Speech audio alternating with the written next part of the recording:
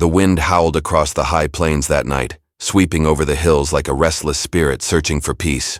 The storm had come without warning, rolling in from the west with dark clouds that devoured the last glow of the setting sun. Thunder cracked over the valley, and the old cottonwoods behind the cabin shook as if the earth itself had grown angry. Inside that small, lonely cabin stood a woman whose hands trembled not from fear, but from the weight of a hard life. She had seen loss before. She had buried it, worked through it, and learned to stand against the world with quiet strength. But even she could not have imagined what would come from that storm.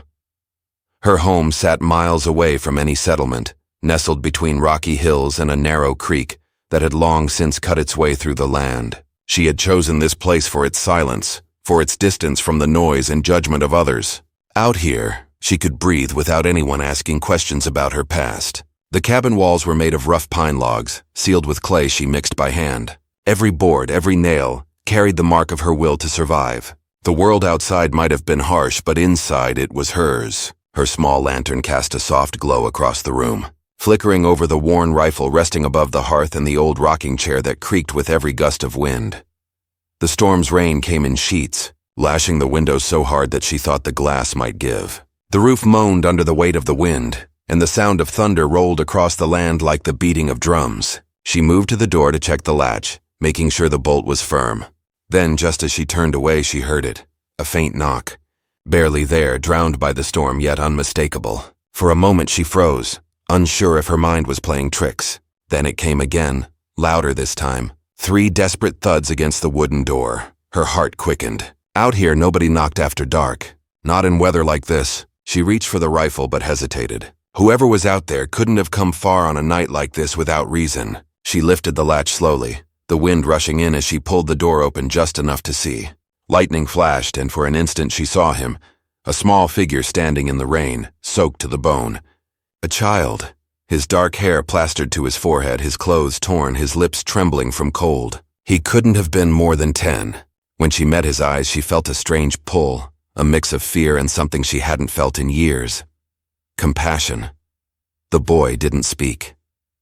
He just stood there, staring up at her with eyes wide and frightened. She motioned him in and closed the door fast, shutting out the wind. Water pooled beneath his bare feet as he shivered uncontrollably. She fetched a blanket from the cot and wrapped it around his small shoulders, kneeling in front of him as he clutched the fabric tightly. His skin was darker than hers, his features marked with the high cheekbones and solemn gaze she had seen before.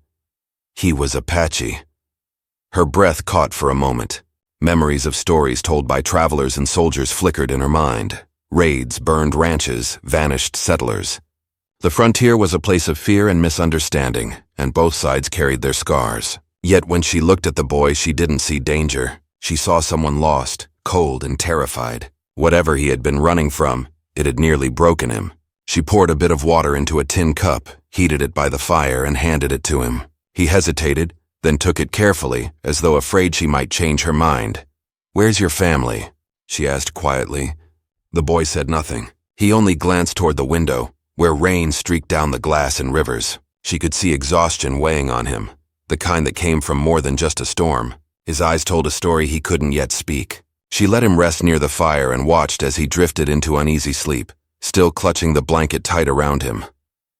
Outside, the storm raged through the night. She barely slept, listening to every sound. The creak of the walls, the moan of the wind, the whisper of rain against the roof. Her thoughts circled the same question. Who was this boy, and what had driven him to her door? She knew the land well enough to understand the risk. The Apache seldom wandered this far north unless they were fleeing or hunting. Either way, she might have just brought danger to her doorstep. By dawn, the rain had stopped. The land lay washed and silent, mist curling over the grass like breath from the earth itself. The boy stirred, blinking in the pale light. She handed him a piece of cornbread and tried again to speak, softer this time. "You can stay here till the storm passes," she said. "Ain't nobody coming this far in this weather." He looked at her with quiet eyes, then nodded once. That small gesture, so cautious, so grateful, touched something deep in her. She smiled faintly and went to fetch water from the creek. As she stepped outside, the air smelled of wet soil and pine. Birds were just beginning to call again, the world shaking off the storm's weight. She walked to the edge of the creek and filled her bucket, feeling almost at peace. For the first time in a long while, she wasn't alone. Maybe fate had sent the boy for a reason. Maybe both of them had been meant to find shelter from their storms under the same roof. But that thought lasted only a moment. When she returned to the cabin, the boy was standing near the door, his face pale and eyes fixed toward the horizon. She followed his gaze and froze. Across the valley, shadows moved. Riders, dozens of them, their forms dark against the rising sun. The ground seemed to tremble as more appeared behind them, spreading out in a long line that stretched across the hills. Their horses moved like a wave of brown and black through the grass, and sunlight glinted off weapons and painted shields. She didn't need to count. There were hundreds. Her heart dropped as the truth struck her. Apache warriors, an entire warband heading straight for her cabin.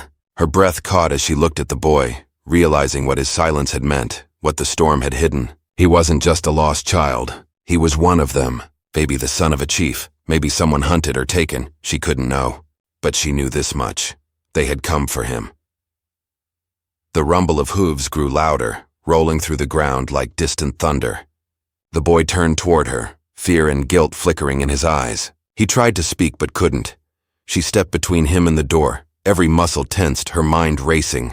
There was no time to run, no place to hide. The nearest settlement was miles away. Even if she took the horse, they'd catch her before she reached the ridge. The cabin walls that once felt like safety now felt like a trap. She glanced toward the rifle above the hearth, her pulse pounding. She didn't want to fight, but she wouldn't surrender either. The child behind her trembled, whispering words in a language she didn't understand. Outside, the riders fanned out, forming a wide circle around the cabin. The sound of horses stamping filled the air, then silence, a silence heavier than any storm. She gripped the rifle and took one slow breath. Smoke from the dying fire curled upward, mixing with the cold morning air. Through the window, she could see faces now, painted and stern, their eyes fixed on her small cabin in the valley. She had given shelter to one lost soul, and in doing so, might have brought an army to her door. Then, from somewhere among the riders, a deep voice called out, "Commanding!" echoing across the valley like a challenge. The boy behind her took a step forward, eyes filled with tears, and before she could stop him, he reached for the latch. The moment his hand touched the door, the world outside erupted in motion.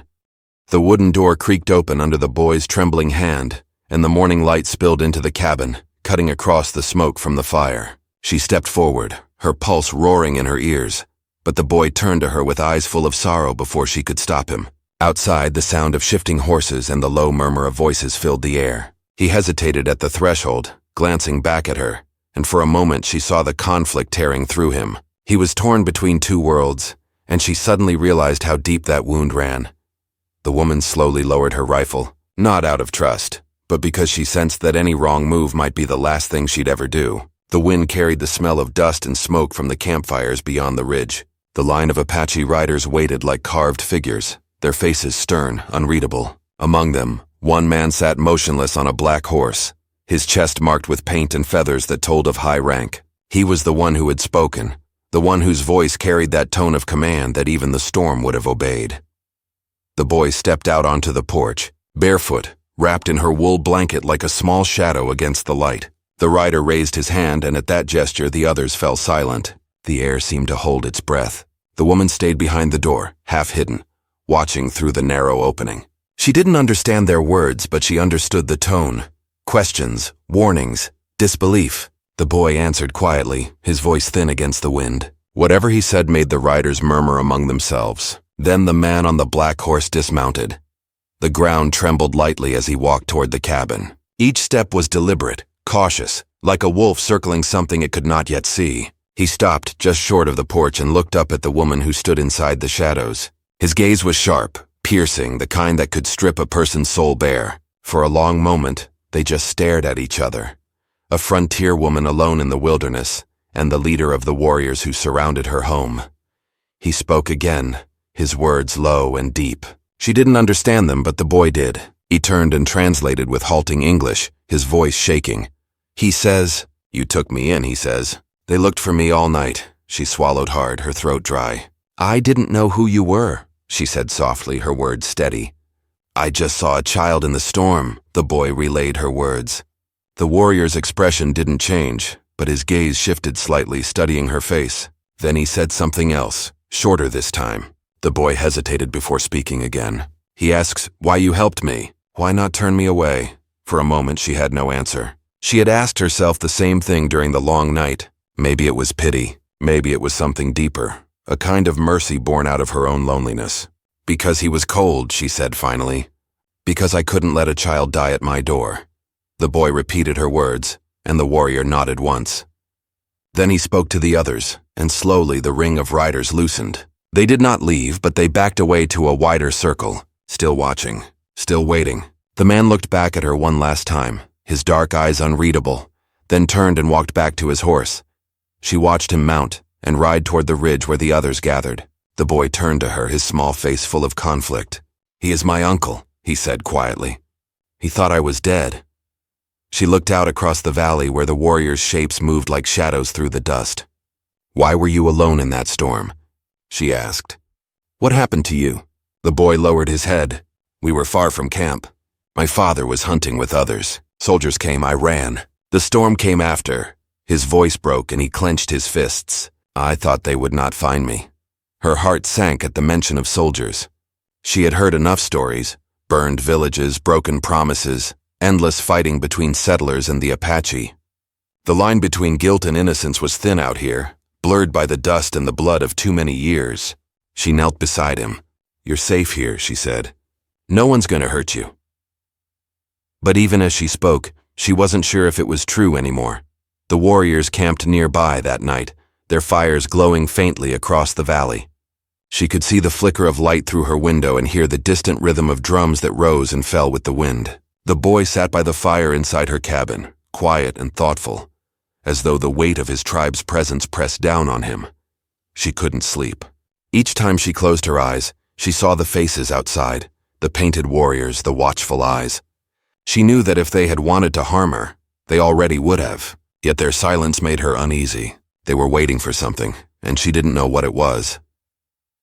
By morning, she went out with her pail to the creek again. The boy followed her, staying close. The mist hung low over the valley, softening the edges of the world. She could see the camp from a distance, smoke rising from small fires, horses grazing, and figures moving among them like ghosts. The man on the black horse stood apart, watching her from across the distance. Even at that range, she could feel his gaze. When she returned to the cabin, she found something new. Near the door, laid carefully on the ground, was a small bundle wrapped in deerskin. Inside it were strips of dried meat, a small pouch of cornmeal, and a finely crafted arrowhead. She stared at it for a long time, unsure whether it was a warning or a gift. The boy picked it up and nodded. "They thank you," he said. "For saving me." She was speechless for a moment. The gesture seemed too kind, too measured for what she had feared the day before, but something in her still held its breath, sensing that the story was not over. As days passed, the warriors remained nearby. They hunted along the ridges, moved their horses to graze, and watched her from afar. The man on the black horse came once each day to speak briefly with the boy. Their words were low, serious. She never understood them, but she could tell they were not about her. The boy seemed torn each time he returned, like someone standing between two worlds that neither would fully claim. One afternoon, while the sun burned low in the sky, the boy sat outside carving something from wood. She joined him, her hands busy with mending. "You'll go back with them soon?" she asked. He looked down and didn't answer. "Your uncle means to take you, doesn't he?" He hesitated, then nodded. "He says the soldiers will come here. He says they follow his tracks. If they find me here, they will hurt you too." She felt the blood drain from her face. The nearest fort was many miles away, but soldiers often patrolled these parts, searching for raiders or captives. It wasn't the first time they'd mistaken mercy for guilt. "Then we'll have to be ready," she said quietly. "If they come, I'll tell them you were just a traveler, that you needed shelter." The boy looked at her, his eyes full of both hope and doubt. "They won't listen," he said softly. She turned her gaze toward the horizon where the sky burned orange and red behind the mountains. The land looked peaceful, but she knew better. Peace never lasted long out here. Every quiet moment was borrowed time. That night, as she tended the fire, she heard a sound outside.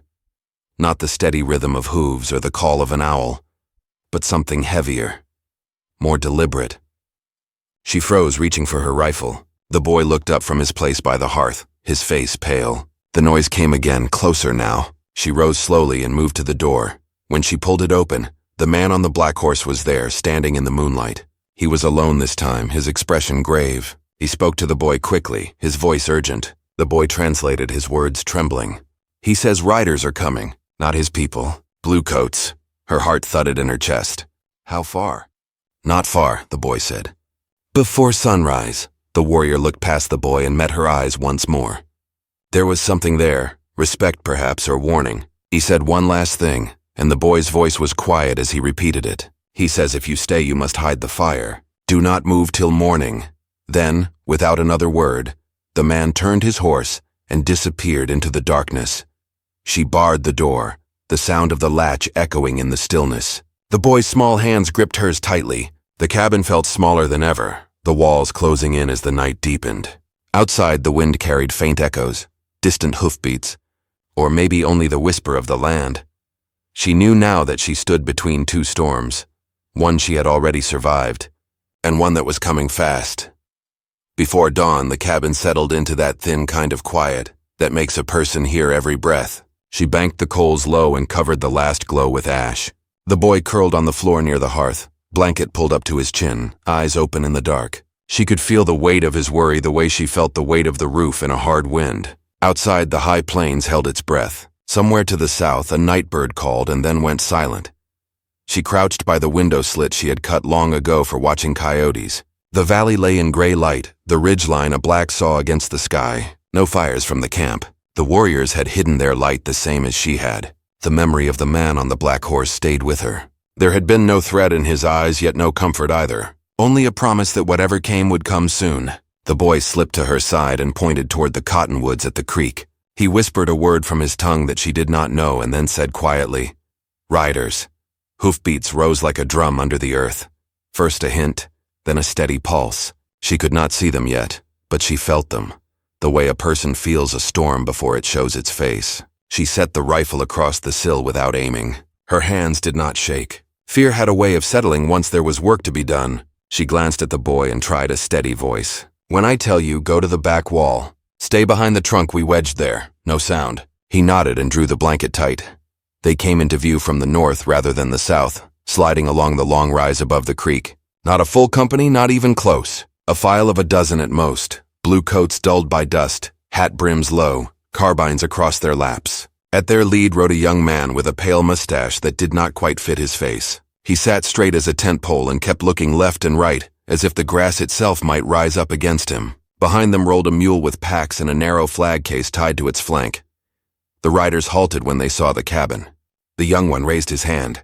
The others fanned out without haste, practiced and careful, leaving space between mounts. She watched the way they held their reins and the way their eyes moved. Men who had learned not to trust wide country. The young one called out, voice carrying clean in the still air. "Homestead, we seek a lost boy and the war band that took him. Step outside and declare yourself." His words were hard but not rough. Trained voice, she thought.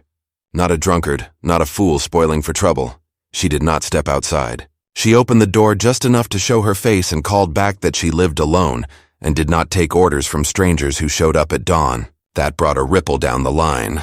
The young man drew closer, stopping short of spitting distance, and tipped his hat as if this were a town street. He said he was a lieutenant out of the fort to the east, and that soldiers had been tracking a raiding party. He said a scout had gone missing 2 nights before during the storm, and that there were signs the Apache had passed near this valley. She let him talk. The boy pressed close to the wall, his eyes fixed on the rider's mouth. She could feel the question inside him. Would she give him up? When the young officer asked if she had seen anyone in the night, she said only the storm. He studied her, and then looked past her shoulder into the dim room as if weighing the shape of shadows. He did not try to push his way in. Instead, he asked a different question. "Do you have water to spare?" He pointed at the creek and then at his men. She weighed that small request and nodded. While 2 troopers led horses to drink, the lieutenant dismounted and walked to the porch. He stayed 1 step down, a polite distance. He talked about the treaty that had been argued all winter, about promises made and broken on both sides, about settlers who had lost livestock, and about families who woke to smoke and fear. He spoke like a man repeating what he had been told to believe, while knowing the land had its own law. He asked again about a boy, perhaps 10, perhaps from far south, who might have been taken or lost. His voice softened at the word lost. She held his gaze and told him she had seen no one but owls and rain. It was not a lie to say she had not seen any boy out in the storm that morning. Inside, the boy closed his eyes.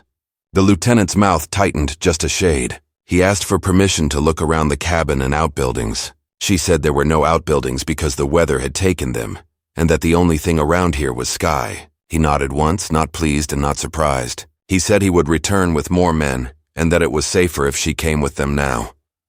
The word safer hung in the air between them like frost. She thought of leaving the cabin she had built board by board. She thought of the boy slipping from her hands into the hard grip of order. She said the road to the fort was long, and she had chores that did not wait for officers. His jaw worked a moment. He told her they would make camp at the bend in the creek for an hour, that he respected homesteads, and that if she came to her senses she could find him there. He tipped his hat again and mounted.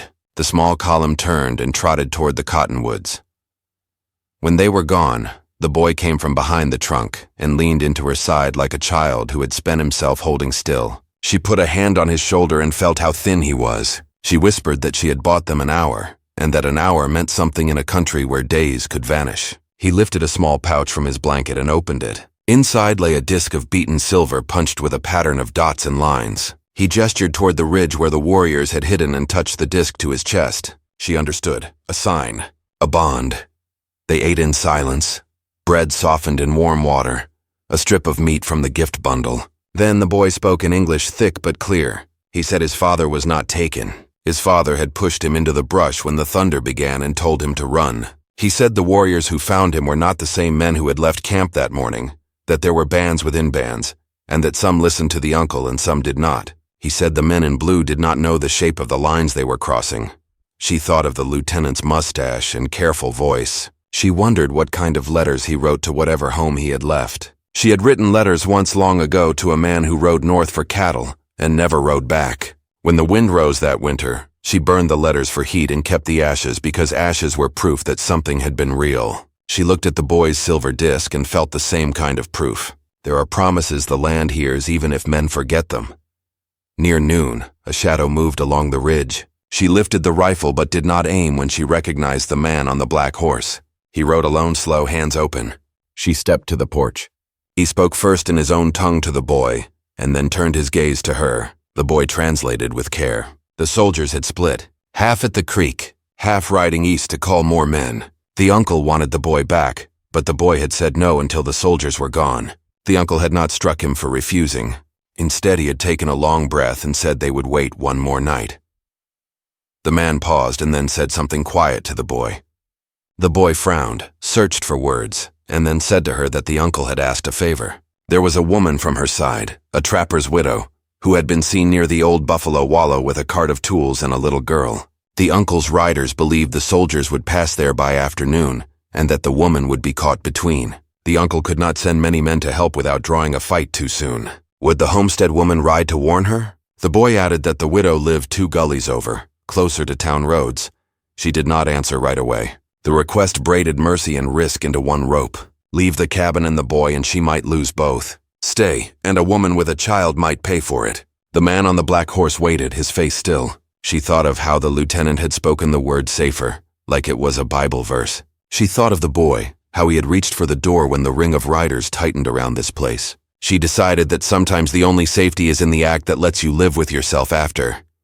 She told the boy to show the uncle the thin path behind the mesquite, the one that led to a shelf above the creek where a person could watch unseen. She told the boy to lock the door and not open it for anyone but her, or the man on the black horse. She saddled her mare, a narrow-hipped bay with more heart than sense, and tied a sack with water and a rag of white cloth. The boy tried to hand her the silver disc for luck. She closed his fingers around it and shook her head. Keep your promises close, she said. She rode the dry draw north and then cut west to avoid the flags at the cottonwoods. The land lifted and curled, showing and hiding itself with every 100 yards. Clouds built low over the far ridge like cattle shouldering into a gate. She kept the mare to a trot and listened for hoofbeats that did not belong to her. At the old buffalo wallow, the grass grew short and the earth was scarred with tracks, fresh. Wagon wheels and smaller prints that matched a child's shoe. She dismounted and touched one of the tracks and felt grit warm from noon sun. A voice called her name from behind a shale outcrop, a woman's voice worn thin by wind. The trapper's widow stepped out with a child behind her skirts, both faces drawn. The widow carried a hatchet and the kind of pride that keeps a person upright when the world leans. She said she was hauling scrap iron from a burned line shack, that she meant to sell it in town for flour, that she had seen men in blue and men in paint both riding with their jaws set and eyes flat. She asked if the road was safe. The child clutched a rag doll and stared hard without blinking. She told the widow the truth that there was no safe road today. She told her to pull the cart into the wash where Willow and Shadow might hide it, and to keep low. She waved the white rag on a fallen limb where it could be seen from a distance. Sometimes a flag buys a moment of thought. The widow thanked her with a single nod that carried more weight than a speech. They were still moving the cart when the first echo of iron on iron reached them. Not thunder, a bit ring struck by a nervous hand. Soldiers. She hustled the widow and child into the wash and dropped to a knee behind the shale. A small column crested the swell. Not the lieutenant from the creek, but the other half riding east to call more men. A sergeant rode at the front, jaw square, eyes scanning. He saw the white rag and reined in. For a breath it worked. Then one of his men pointed with his carbine toward the wash, and the sergeant's face hardened. He gestured, and 2 riders peeled off toward the willow. She stepped out before they reached the edge and raised her empty hands. The sergeant barked for her to move aside. She told him there was a woman and child in the wash who did not want trouble. He said trouble had already found this valley and asked if she was harboring hostiles. She said she was harboring hunger and fear, which could be found on either side if a man looked. He frowned as if the words were smoke in his eyes. He ordered the riders to check the wash. She stepped left to force them to slow and prayed the widow had found a deeper hollow. A hawk called and the wind shifted. From the shelf above the creek came a faint signal, a single short whistle. She knew in an instant that the man on the black horse had seen this knot forming and was trying to pull the strings before they tangled. The sergeant heard it too. He raised his hand and the column halted, all of them listening. The land went quiet in that way that makes a person hear his own blood. Then, from the far side of the swell, a horse snorted and a shadow moved. 2 riders appeared, not painted for war, no shields up, hands open at their sides. They stopped a long stone's throw away and waited. The sergeant swore under his breath. He did not want a parley. He wanted a straight road. He told her to move. She did, because the wrong step could set the whole country on fire. The 2 riders called in a language that carried like water over rock. The sergeant answered in English he did not expect them to know. He demanded to see the boy. He demanded the return of the missing scout. The riders did not move. The child in the wash coughed, a small sound but sharp in the hush. One trooper swung his head and his carbine followed. She felt the whole moment tip toward a cliff. She raised both hands higher and called to the sergeant by his title, no name, asking him to think. She said there were 3 kinds of dead in a country like this. The dead you make, the dead you bury, and the dead you carry even while you keep walking. She said he could choose which kind this day wanted to be. From the ridge came another whistle, longer, followed by the distant thud of hooves moving away. The 2 Apache riders turned their horses a fraction, as if answering a call not meant for soldiers. The sergeant lifted his hand and held it there, knuckles white, fighting the instinct to close it. He lowered it a little and told his men to hold. Then he looked at her with a tired kind of anger and said the land was teaching him a language he never asked to learn. By the time the column moved on, the widow and child were deep in the wash and the 2 riders had vanished into the ripple of heat. She helped the widow drag the cart farther under cover and told her to sit until the shadows stretched long. The widow touched her shoulder in thanks, a gesture that said more than words, and then asked a hard question. Why do you risk your place for a boy who is not yours and a people who do not claim you? She answered with the only truth she owned, because someone once risked a place for me and I did not forget. She rode back with the sun leaning west and a headache born of too much watching. The cabin came into view, small against the weight of the hills. No smoke showed, no riders in sight. The door stood shut the way she had left it. Relief lifted her a little, and then set her down again when she saw the sign at the threshold. The silver disc hung from the latch by a strip of rawhide, catching light with every breath of wind. She stopped cold. The boy would not leave it there unless told, or taken. She slipped from the saddle and took the disc in her hand. It was warm from the sun. The door gave under her palm and the room opened to still air. The blanket lay folded on the cot in a careful square. The arrowhead gift sat on the mantel. On the table lay a single piece of bark with lines cut into it, a map made by a child who knew the land better than any soldier. It showed the creek bend, the ridge shelf, and a mark farther out toward the Badlands where the earth broke into red teeth. Beside the mark was a small cross shape not like any she knew. She shut the door and leaned her back against it.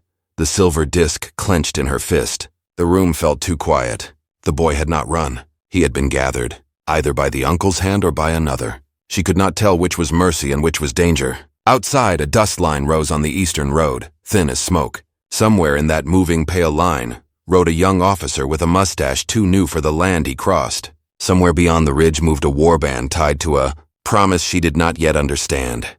She tucked the disc into her pocket, where it rested against the small cloth pouch that held the ashes of letters burned long ago. She lifted the rifle and checked the strap on her mare. The map on the table waited like a door left open to a dark place. She knew what kind of step it asked for. She also knew there are times when standing still is the same as surrender. She blew out a long breath, rolled the bark and slid it under her belt, then stepped onto the porch where the sun was lowering and the wind smelled of sage and iron. Across the valley, a hawk traced a slow circle over the Badlands. On the creek bend, a faint flash of metal marked a camp that would soon grow larger. On the ridge, a single horse stood against the light, watching the cabin with the patience of stone. She swung into the saddle and turned the bay toward the broken red country where the boy's mark waited. The mare pricked her ears and set into a determined trot. The land around them felt like a wire drawn tight. Somewhere ahead of her, the wrong word or the wrong move could snap it. She rode into the heat, knowing that every mile carried her deeper into a maze of promises and pride, where one misstep could turn a rescue into a war, and a war into a story nobody would tell straight. The silver in her pocket clicked once against the ash pouch with the rhythm of hoofbeats, a small sound that felt like a vow. The trail narrowed between walls of red earth, and the sky above it narrowed too, until she could only see forward. The red earth closed in around her like the walls of a canyon. The air was dry and sharp, filled with the smell of sage and dust. She rode slow now, one hand on the reins, the other brushing the rifle at her side. The trail wound through a narrow draw that twisted between jagged rocks. The sun had slipped low, throwing long shadows across the ground. Every sound carried: the clatter of a stone under her mare's hoof, the distant cry of a hawk, the faint rustle of wind through the dry brush. Somewhere ahead lay the boy, or what was left of what she hoped to find. She followed the map carved on bark, tracing the marks the boy had left. Each bend, each ridge seemed to fit the lines drawn by a careful hand. But the last symbol, the small cross, gnawed at her mind. It wasn't a landmark she recognized. It felt like a warning more than a destination. Still, she pressed on. The memory of his eyes when he'd whispered of his father, of soldiers in storms, pushed her forward. As she climbed a steep rise, her mare stopped suddenly and pricked her ears. The woman froze. A soft sound drifted down the ridge, the muted beat of hooves. She slid from the saddle and led the horse under an outcrop, crouching low. Through a gap in the rock, she saw movement against the horizon, riders again coming from the east. The uniforms caught the light. Bluecoats, soldiers, her pulse jumped. The fort had sent more men. Maybe the lieutenant, maybe others. They were moving fast, dust rising behind them in a narrow trail. She counted at least 15, maybe more. If they reached the boy before she did, there would be no explaining, no mercy. The soldiers didn't know the truth. They would see the boy as a captive or a lure, not as a child torn between two worlds. She waited until they vanished over the ridge, then urged her mare forward again. The trail forked ahead, one path leading toward the open flats, the other twisting down into a gully thick with brush and boulders. The air down there shimmered with heat, and the smell of smoke hung faintly in the distance. She took the gully. Halfway through, she found the first sign, a strip of cloth caught on a thorn bush. It was part of the boy's blanket. Her throat tightened. The ground showed prints, small bare feet, heavier moccasins, and the marks of horses. She followed them until the trail opened into a basin surrounded by red cliffs. There, at the far side, she saw it. A camp, quiet and tense, half hidden by rock.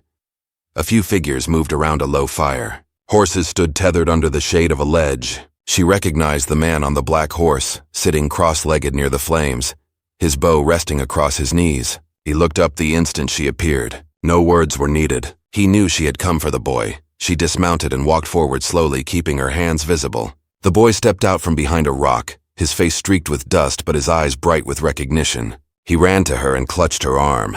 "You came," he whispered, voice trembling.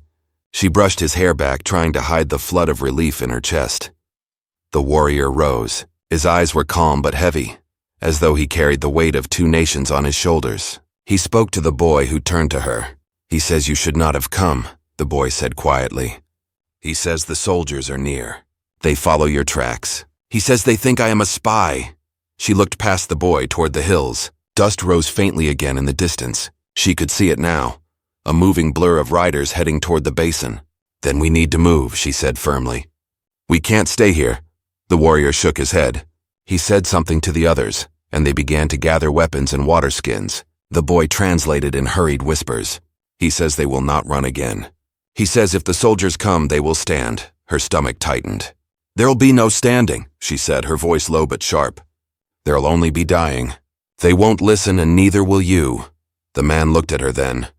Really looked at her. His expression softened, almost like he saw something in her he hadn't before. He spoke again, this time slower, as if choosing each word carefully. The boy hesitated before translating. "He says the soldiers took his brother. He says they made peace with words but broke it with fire. He says the land remembers, and he will not run from it again." She turned her gaze toward the horizon where the faint shimmer of blue coats drew closer. Her voice came out rough. "And what of him?" she asked, pointing at the boy. "You'll let him die too?" The man said nothing, but his silence spoke louder than words. The boy looked between them, torn by loyalty that pulled him in both directions. "He wants me to stay," he said finally, his voice small. "He says this is my blood." The woman knelt and gripped his shoulders. "And what do you want?" she asked. "You came to my door that night because you were afraid. You wanted to live. Don't let them take that from you." Tears welled in his eyes. "If I leave, they will call me coward," he whispered. "If I stay, they will kill me with them." The wind shifted, carrying with it the sharp ring of metal and the distant bark of orders. The soldiers were closer now, close enough that she could make out the flicker of sunlight on their rifles. The Apache warriors spread out across the basin, moving like shadows, taking cover behind the rocks. The man on the black horse mounted and looked down at her, his face hard again. He spoke once more, short and final. The boy's voice trembled as he translated. He says, "Go. Take the boy if you can. But if you stay, you will share our fight." She stared at the man for a long second. Part of her wanted to stay, to face whatever storm was coming and prove something to herself, that she was no longer just a woman hiding from her past. But another part knew the boy's life hung by a thread, and she couldn't let him die for the pride of men. She turned and grabbed his hand. "We're leaving," she said. The boy hesitated but followed. They moved toward the far edge of the basin, where a narrow cut in the rock opened toward the high ridge. She could hear shouting now echoing off the cliffs. The soldiers had seen the camp. A single gunshot cracked through the air. Then another. The sound rolled like thunder, bouncing off stone. Horses screamed. The boy flinched and stumbled, and she dragged him forward. She didn't look back, though she could hear the clash behind them. The sharp rhythm of rifles, the deep cry of warriors charging through dust. They reached the ridge, hearts pounding. The trail ahead was steep and narrow, with loose stones that shifted under their feet. She pushed the boy upward, urging him on. Below them, smoke began to rise from the basin. The smell of gunpowder stung her nose. Somewhere down there, men were dying. Men she had fed and spoken to. Men who had given her gifts in silence. The boy stopped halfway up the trail, chest heaving. "We can't leave them," he gasped. "They told us to go," she said. "We'll die if we go back." He looked at her, his small face filled with anguish.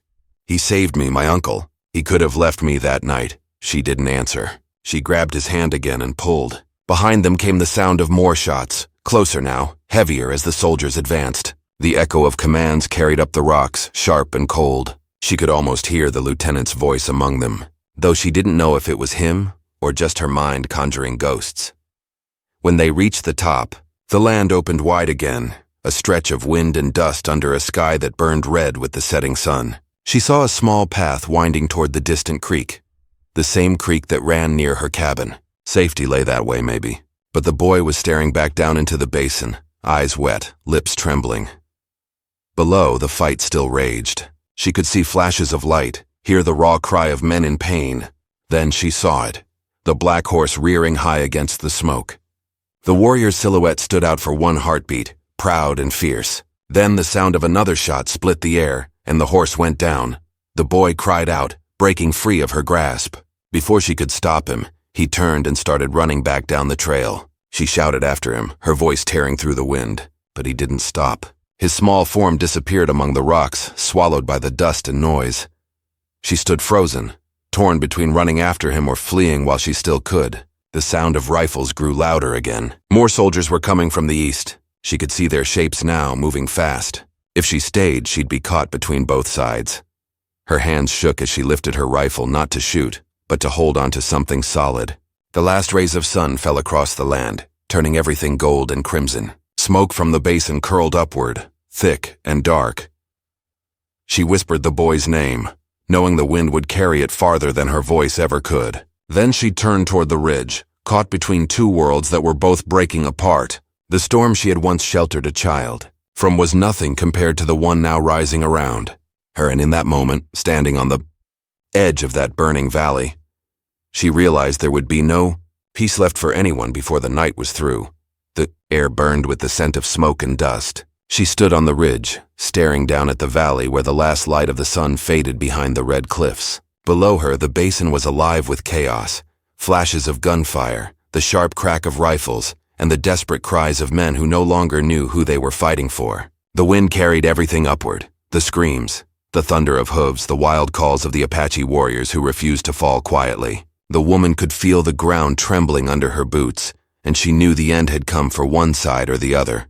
She wanted to turn away, to flee before the soldiers spotted her, but she couldn't. The boy's small figure had vanished into that storm of fire, and the thought of him dying alone among the noise tore at her. She'd brought him this far, from the storm, from the cabin, through fear and hunger. She couldn't leave him to fate now. She gritted her teeth, slung the rifle over her shoulder, and started back down the ridge. The rocks shifted under her boots as she moved quickly, every breath tasting of grit. The gunfire echoed closer now. She kept low, following the trail until she reached the first bodies, soldiers lying twisted beside their fallen horses, eyes open and unseeing. The air was thick with dust and sorrow. She moved past them, clutching the rifle tighter. In the distance, she saw shapes moving through the smoke.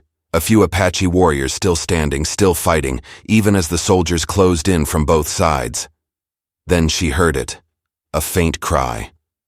Not a man's shout, but something smaller, sharper, filled with fear. The boy. She ran toward the sound, stumbling through the haze until she found him kneeling beside the fallen black horse. The warrior, his uncle, lay beside it, his hand still gripping his bow, though his chest was soaked in red. The boy's hands were pressed against the man's shoulder, trying to stop the bleeding, though it was already too late. The woman dropped to her knees beside them. "We have to go," she said urgently. "They're coming." The boy shook his head. "He saved me," he whispered. "He told me to run, but I didn't listen." The warrior opened his eyes slightly. His breath was ragged, but he still managed to speak a few words in his native tongue. The boy leaned close, listening with tears streaking down his face. Then he turned to her and said, "He says, the land will remember those who show mercy. He says you must take me now." The warrior's hand slipped from the bow and fell still. The boy let out a sound that broke her heart. Part grief, part guilt, part the kind of pain that never leaves a person. She reached out and pulled him against her chest, shielding him from the wind and the noise. For a long moment they stayed there, the world burning around them until the sound of approaching hooves reminded her that the soldiers were closing in. She rose, dragging the boy to his feet. "Come on," she whispered. "We have to move." They slipped through the rocks, staying low as the soldiers poured into the basin. Voices shouted orders. Someone yelled to cease fire. Then she heard another voice, the lieutenant. His tone carried command but also confusion. He must have seen what she saw, that the fight was over. The warriors had fallen or fled into the canyons, leaving behind silence and smoke. When she and the boy reached the ridge again, she turned for one last look. The man on the black horse lay still among the dust, and the soldiers were gathering around the scene, faces grim. The lieutenant was among them, staring at the destruction with the kind of emptiness that only men who have seen too much can wear. She knew he hadn't wanted this. Maybe none of them had. By the time night fell, she and the boy were miles away. They followed the creek that wound through the hills, the same one that ran near her cabin. The stars came out bright and cold above the silent plains. The boy walked beside her quietly, clutching the small silver disc that now hung from a leather string around his neck.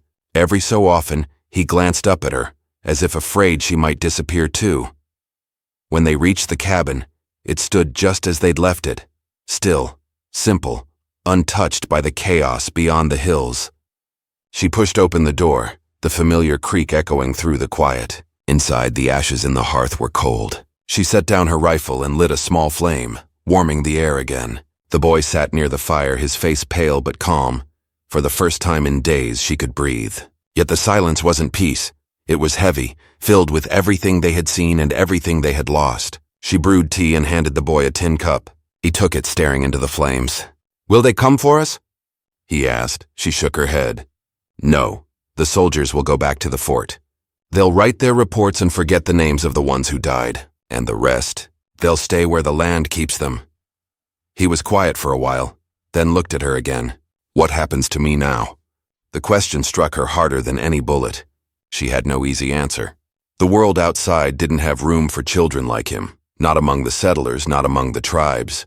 Both sides would see him as a reminder of things they didn't want to face. She studied his face, the same mix of strength and innocence she'd seen that first night in the storm. "You stay here for now," she said finally. "This land is big enough for both of us. We'll figure the rest out when the time comes."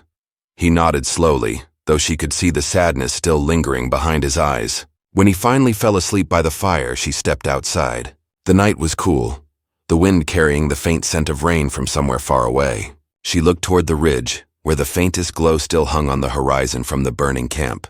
For a long time she stood there, thinking about the man who had trusted her with his nephew, about the lieutenant who had followed orders that left more graves than peace, about the land itself that seemed to swallow every story, yet remember them all in silence. Days passed. The soldiers didn't return. Life slowly began to return to what it had been before. The steady rhythm of chores, the quiet mornings, the wind moving through the grass. The boy helped her with the small things, fetching water, gathering firewood, mending the fence that time and weather had broken. There were moments when he laughed, small and fleeting, but enough to remind her that life still had roots even after fire. Sometimes, when the sky turned red at dusk, she'd catch him standing at the edge of the creek, holding the silver disc in his hand and whispering words to it. Words she didn't understand but didn't need to. They belonged to his people, to the memory of the man who had given his life so the boy could have another chance. One evening, when the air smelled of pine and distant rain, the woman sat by the fire writing in a small notebook. It wasn't something she did often, but the weight of the days behind her pressed too heavy on her heart to leave unspoken. She wrote about the storm, the night the boy appeared, the circle of warriors, the man on the black horse, the choice she had made. She wrote not to remember, but so that someday the boy would understand that kindness, even in the harshest land, could still change the course of two lives. When she finished, she set the notebook on the shelf beside the silver arrowhead and the folded blanket he had arrived in. The fire crackled softly, and outside, thunder rolled in the distance. The boy stirred in his sleep, murmuring something in his native tongue. She smiled faintly, understanding only one word: peace. In the years that followed, the story of that valley faded like so many others. Soldiers moved on, settlers rebuilt, and the land healed in its quiet, stubborn way. But in one small cabin by the creek, the memory lived on. Of a woman who chose mercy over fear, of a lost Apache boy who found a new kind of home, and of a night when the storm brought both danger and salvation. As the rain began to fall softly on the roof, she looked out through the small window at the dark horizon. Lightning flashed for a moment, lighting up the endless stretch of plains. Somewhere out there, she felt, the spirits of those who had fallen still rode the wind, not as enemies, but as part of the same earth they had all loved and fought for. She whispered a quiet prayer for them, and for the boy sleeping beside the fire. Then she closed the door against the wind, letting the warmth fill the room once more. The storm outside faded into a gentle patter, and the world settled into peace.